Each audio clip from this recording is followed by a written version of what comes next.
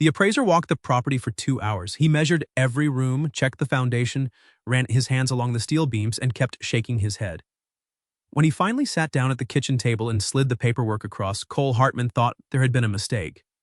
The number on the page said $210,000. Cole had built the entire thing, every wall, every window, every square foot of that L-shaped barndominium for $18,400. That is not a typo. He spent less than the price of a used pickup truck and walked away with a home worth more than most people's mortgages. And the strangest part? He had never built anything bigger than a backyard shed in his entire life. This is the story of how a laid-off factory worker with almost no money, almost no experience, and almost no help turned a muddy corner of a field into one of the most talked-about self-builds in his county. Before we get into how he pulled it off, if you love stories about ordinary people building extraordinary things out of almost nothing, do yourself a favor and subscribe to the channel. We break down a new impossible build like this one every single week, and what is coming next is even harder to believe than this. Now let's go back to where the whole thing started. To understand why this barndominium matters, you have to understand where Cole was in the winter of 2021. He was 43 years old, living in a rented single-wide on the edge of a small town in eastern Tennessee. For 19 years, he had worked the same line at an auto parts plant, torquing the same bolts onto the same brackets, clocking in at 6 in the morning and clocking out at 4. It was not glamorous work, but it paid the bills, and Cole was the kind of man who found a strange comfort in routine. Then, in October of 2021, the plant announced it was closing. The company was moving operations south of the border, and just like that, 19 years of Cole's life were reduced to a severance check and a handshake at the door. He had a little money saved. Not much. His marriage had ended 3 years earlier, and the divorce had taken most of what he had built up. But there was one thing the divorce, the layoff, and the years of bad luck had never managed to touch. Cole owned a piece of land. 5 acres of gently sloping pasture his grandfather had left him when he passed in 2015. For 6 years it had just sat there, growing weeds and doing nothing, while Cole paid rent on a trailer 20 minutes away. He had always told himself that one day he would build something on it. One day. But one day has a way of never arriving. Losing his job changed the math. He was paying $700 a month in rent with no income coming in and no factory left to go back to. The savings would not last a year. So one night he sat down at his kitchen table with a yellow legal pad and did something that terrified him. He added up exactly how long he could survive doing nothing. The answer was about 10 months. And that is when the idea that had been sitting in the back of his mind for years finally clawed its way to the front. What if he stopped paying rent entirely? What if he took the land his grandfather gave him and built a home on it with his own 2 hands? Not a mansion, not anything fancy, just 4 walls and a roof that belonged to him and nobody else. The problem was money. Cole ran the numbers a dozen different ways, and every builder he called practically laughed at him. A modest home in his area cost anywhere from $150,000 to $200,000 to put up with a contractor. He had maybe $20,000 to his name, and he needed most of that just to keep eating. On paper, it was impossible. But Cole had spent 19 years watching engineers solve problems that looked impossible, and he had learned one thing along the way. Impossible usually just means nobody has been desperate enough to figure it out yet. For weeks, he almost talked himself out of it. Every night he would lie awake listing the reasons it would fail. He had never poured concrete. He had never framed a wall. He did not own half the tools he would need. If he spent his savings on materials and the whole thing collapsed, he would be broke and homeless with nothing to show for it. His sister told him he was insane. A buddy from the plant told him to just go find another factory job 2 counties over. And for a while, Cole listened to them. He filled out applications. He went to 2 interviews. But every time he imagined himself back on a line, torquing bolts for another man's company until his body finally gave out, something inside him refused. He had spent his whole life building wealth for other people. Just once, he wanted to build something for himself.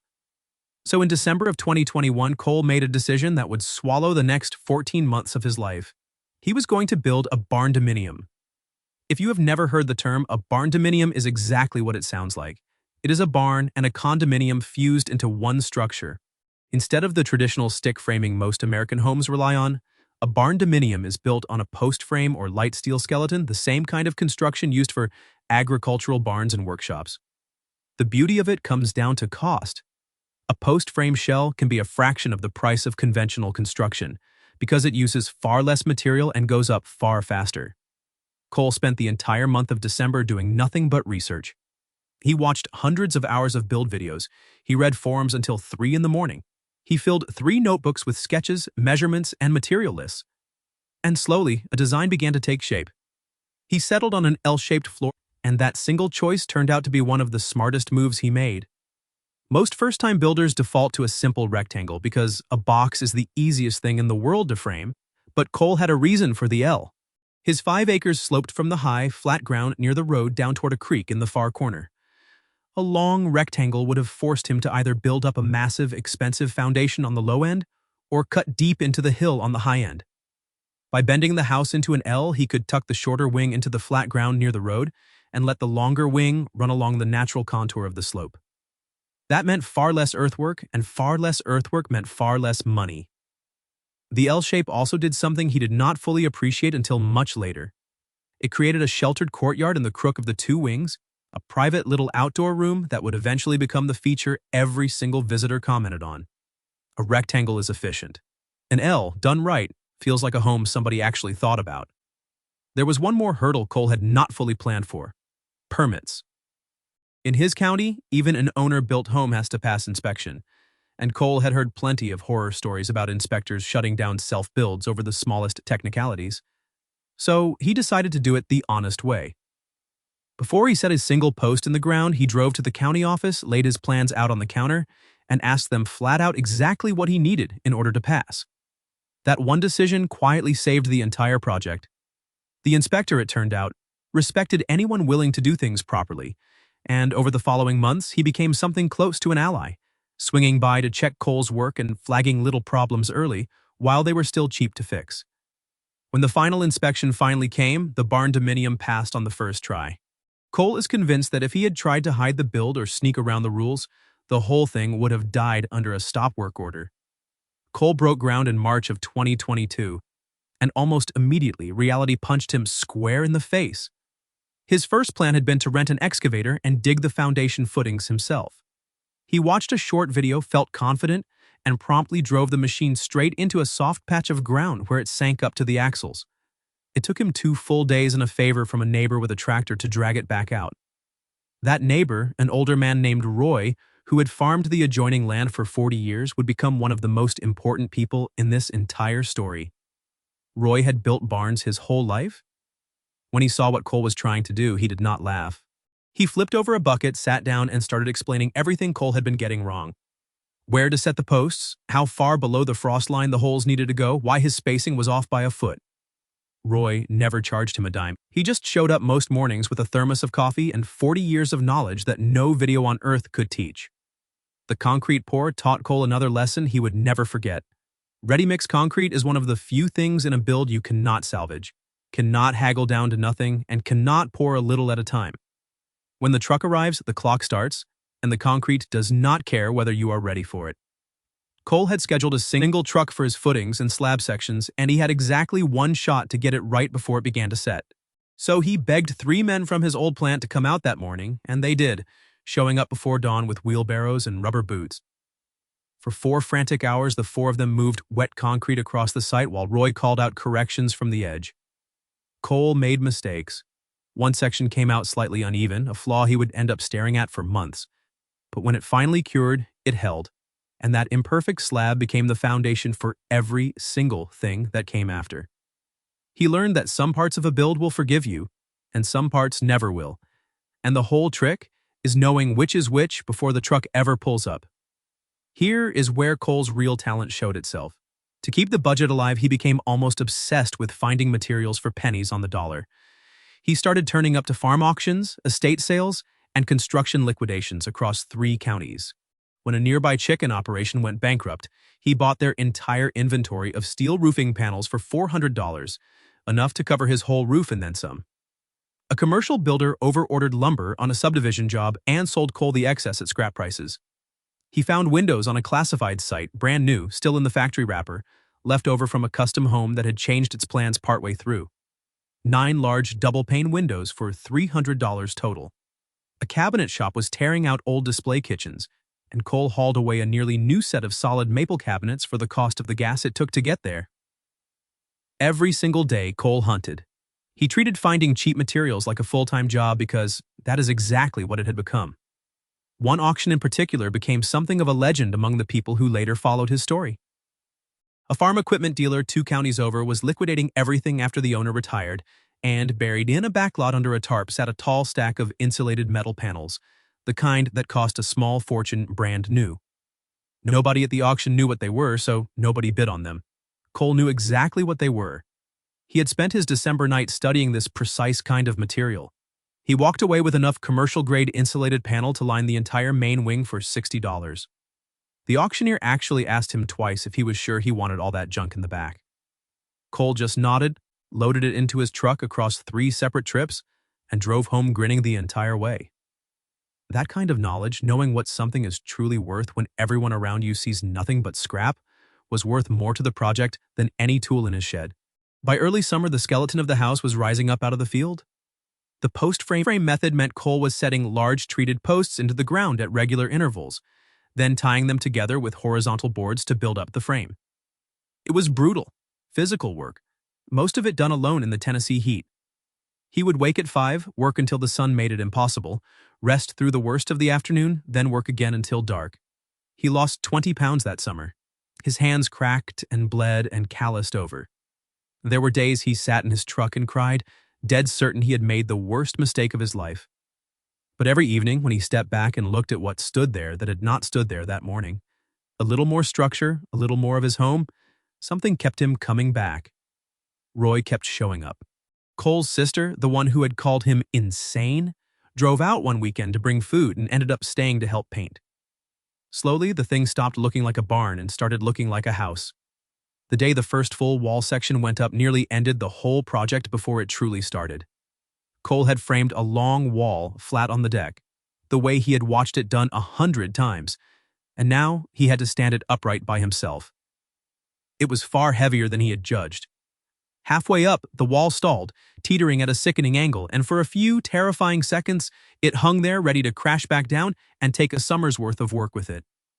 Cole braced his whole body against it, yelling for help that was not coming, his boots sliding across the subfloor.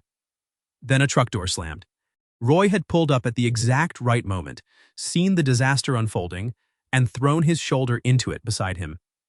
Together, 2 men in their 60s and 40s, they walked that wall up into place and pinned it fast. Cole sat down in the dirt afterward and shook for 10 straight minutes. He never framed another wall without a plan to raise it, and he never again let himself believe he could do every single part of this thing alone. But the summer was not done with him. In July of 2022, before the roof was fully sealed, a storm system stalled out over the county and dumped rain for 3 straight days. Cole watched from his trailer window, completely helpless as water poured into his half-finished home, soaking the subfloor and pooling in the corners. When he finally got out there, part of his framing had warped, and a whole section of that salvaged lumber he had been so proud of was ruined. He nearly quit that week.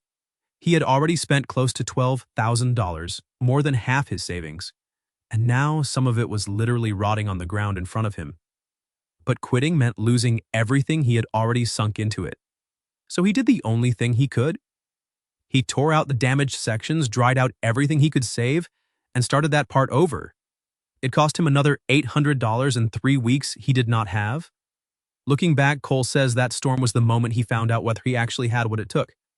Anybody can build when the weather cooperates. The real test is what you do when the sky opens up and washes part of your dream straight into the mud. By the middle of winter, Cole's money was almost gone. He had started with just under $20,000, and after materials, fuel, permit fees, and the disaster of that July flood, he was down to a few $100s in his account with the entire interior still unfinished. He ate a lot of rice and beans that winter. He sold his motorcycle, the one thing of any real value he owned besides the land and the half-built house, and poured every cent of it right back into the project. There were nights the trailer's power got shut off because he had spent the electric money on drywall screws instead. He never told his family how close to the edge he really was. To them, he was a man building his dream. In reality, he was a man betting everything he had left on a single belief, that the finished house would somehow be worth more than the pile of salvaged parts it was made of. He would not find out if that bet had paid off until the appraiser knocked on his door. By the fall and into the winter of 2022, the shell was finally weathertight, and Cole moved into the phase that would test his patience far more than his back. The interior. This is where most self-builders quietly give up because finishing work is slow, detailed, and unforgiving of mistakes. Cole taught himself to run electrical wire, studying code books at the local library and having a licensed electrician friend inspect his work for a case of beer and the promise of a hot meal. He learned to hang and mud drywall badly at first, then a little better, then good enough. He tiled the bathroom 3 separate times before he finally got it right.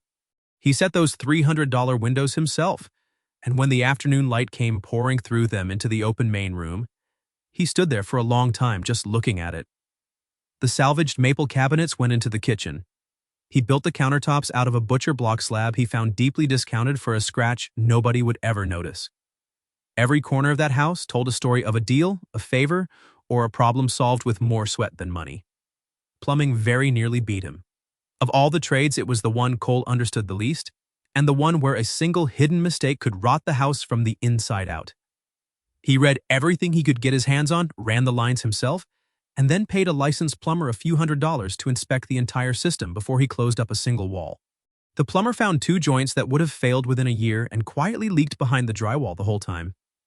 That few $100s, Cole says now, was the smartest money he spent on the entire project.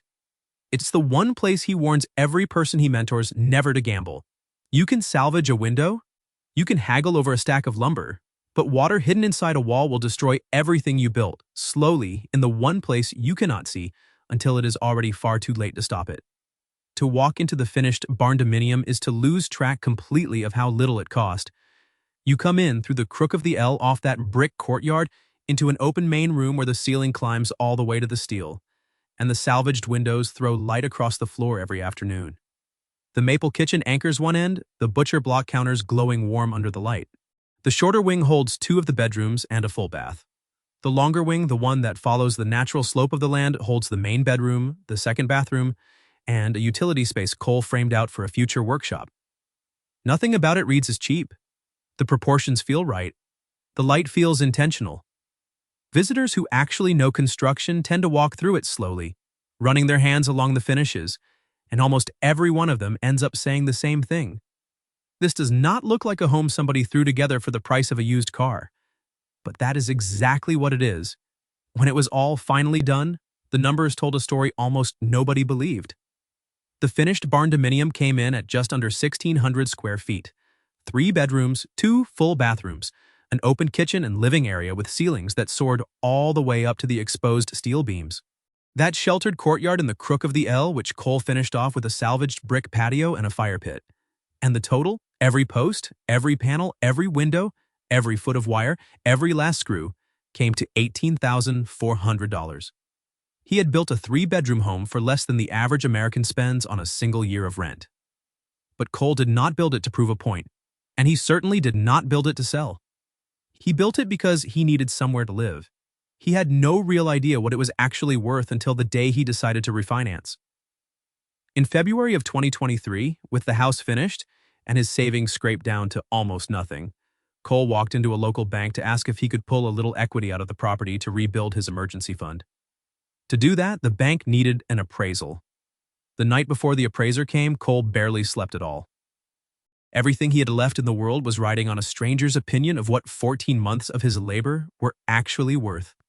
He walked through the house at 2 in the morning, running his hand over the drywall seams he had mudded 3 separate times, straightening the salvaged cabinets, checking the windows for the 10th time. He kept doing the math over and over in his head. If the appraisal came in low, if the bank looked at his home and saw only a barn, he would be out of options and nearly out of money at the same time. He had built the exact thing he set out to build.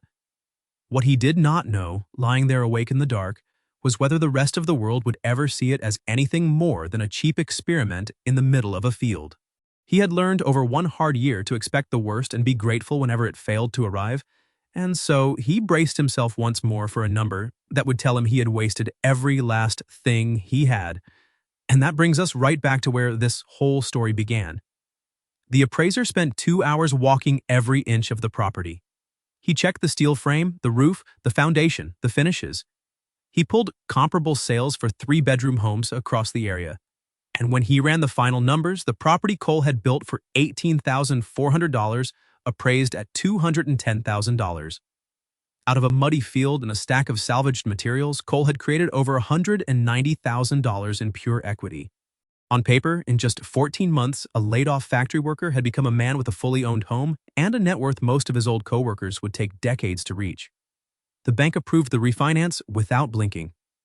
Cole pulled out a modest amount to rebuild his savings, and for the first time in his adult life, he owned the roof over his head outright, with money in the bank and no landlord to answer to. But the story did not stop there. Word got out. A photo of the L-shaped Barndominium ended up in a local builders group online, then a bigger one. And before long it was everywhere. People simply could not believe the budget. Some flat out accused him of lying right up until he posted the receipts.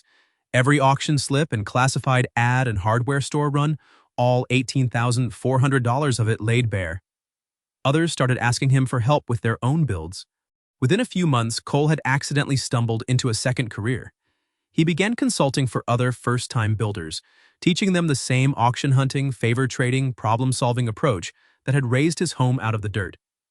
The man who once thought he would spend his whole life torquing bolts on somebody else's line was now the person other people called when they wanted to build something impossible. For the skeptics who kept insisting the budget simply had to be fake, Cole eventually broke the whole thing down line by line, and that breakdown is worth understanding. The posts, lumber, and framing hardware came to roughly $6,000, and that was his single biggest category by far. The steel roof and siding, bought mostly from that bankrupt chicken operation, ran under $1,000. Concrete for the footings and the slab sections came to about $3,000 more. Windows, doors, insulation, and the salvaged cabinets together barely cracked $1,500, all thanks to the auctions. Electrical, plumbing, and fixtures ran close to $4,000, the one area where he spent real money on purpose because he flatly refused to cut corners on anything involving safety. Permits, fuel, and a long tail of small hardware runs swallowed up most of the rest. Add every last piece of it together, and you land right at $18,400. There was no trick, and there was no secret benefactor writing checks. There was just a man who refused to pay full price for anything, and who was willing to drive 200 miles to save $200. One of the first people Cole ever helped was a young couple from his own church who had watched his build from a distance, and quietly decided it was hopeless for anyone who was not already a professional. He spent an entire weekend walking their land with them, showing them how to read the slope, where to hunt for salvaged steel, and how to talk to the county office before they turned a single shovel of dirt. Their own build is nearly finished now.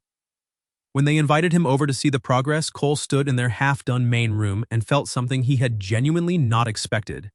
He had not just built himself a house out on his grandfather's land, he had accidentally handed somebody else the belief that they could do it too. And that, he will tell you, turned out to be worth even more than every dollar of equity sitting on his own appraisal. So what actually made this possible? And could you pull off the same thing? Cole is the first to tell you his story is not really about money at all. Anybody can spend $18,000. What made the difference was time, effort, and a willingness to do the parts of the job that scare most people off. He traded 14 months of his life and a mountain of physical labor for something he could never have simply bought. He also had a few things that never show up on a receipt. He had land his grandfather left him, which erased the single largest cost most builders ever face. He had a neighbor named Roy who handed over a lifetime of knowledge for free. He had the brutal flexibility of unemployment, which let him work on that house every single day without exception. Strip any one of those away and the math gets a lot harder, but the core lesson still holds. The gap between what a home costs to build and what it is actually worth is enormous, and most of that gap is nothing but labor, expertise, and the plain courage to start. Cole will also tell you, if you ask him honestly, that he would not do it again the exact same way. The isolation nearly broke him. 14 months of working alone in an empty field, watching his money drain towards zero, hiding the worst of it from everyone he loved, left marks that no appraisal number could ever erase. If he were starting over today, he says, he would ask for help far sooner and lean on people like Roy from the very first day instead of trying to prove he could carry the entire weight of it himself. The house got built either way, but the loneliest stretches, he admits now, were never really about the construction at all. They were about a man who had been told he was disposable, quietly trying to prove to himself that he was not. There is a reason barndominiums have exploded in popularity over the last decade, and Cole's story is one small piece of a much larger shift. As traditional housing has climbed further and further out of reach for ordinary people, more and more Americans have started looking at post-frame construction as a way back into ownership. It is not for everybody. It takes land, it takes skill, and in Cole's case, it took a level of sacrifice most people are simply never willing to make. But it proves something worth holding on to. The rules everyone quietly accepts about what a home has to cost are not laws of nature. They are just the default setting. And every so often, somebody desperate and stubborn enough comes along to show the rest of us that the default can be broken. Today, Cole still lives in that L-shaped barndominium on his grandfather's land. The courtyard has grown in thick with plants. The fire pit gets used most weekends. And on the wall, right by the front door, hangs a framed copy of that appraisal. $210,000, hanging right next to a photo of the muddy, empty field where every bit of it began. Cole's story is a reminder that the biggest wall standing between most people and the thing they dream of building is not money, and it is not skill. It is the quiet belief that it simply cannot be done. He proved with nothing but a stack of receipts and a house that it absolutely can be done. He had a piece of ground, a stubborn streak, and the raw willingness to fail in front of everyone he knew. And somewhere out there right now, in a muddy field of their own, someone is standing at the edge of that exact same decision, about to pick up a shovel and prove it all over again.